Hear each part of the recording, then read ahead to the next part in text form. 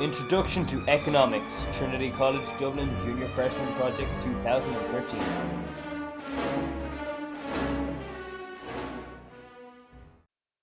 Equilibrium shows the relationship between supply and demand. It is the point at which demand meets supply and there is no tendency for price to change. Perfect equilibrium. The law of demand shows the relationship between price and quantity demanded.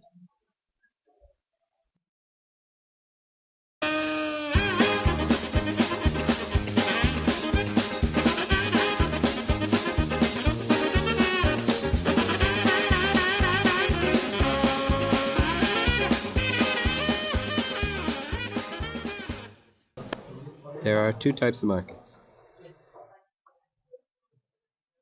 Monopoly, in which there is one seller, and this seller sets the price as such, and perfect competition, in which there are many sellers, and these sellers must take the market price and cannot influence it.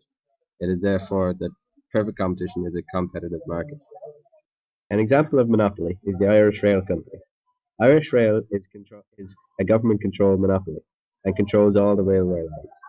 Therefore, it can set whatever price it wants, as there are no other firms in the industry. Our example of perfect competition is competition in the coffee market. There are many small sellers, for example, Costa Coffee and Starbucks. While there are many different sellers, all sell the same homogeneous product, coffee. Therefore, firms are price takers, as they do not make a large enough impact on the market to influence the market price. The government can also increase taxes on imports of raw materials, therefore increasing the cost of production for firms, for example, yeast in the alcohol industry. This in turn decreases supply. Government policies influence prices through taxes implemented by the Revenue Office, for example on alcohol. This in turn affects demand, as when prices are higher, demand falls.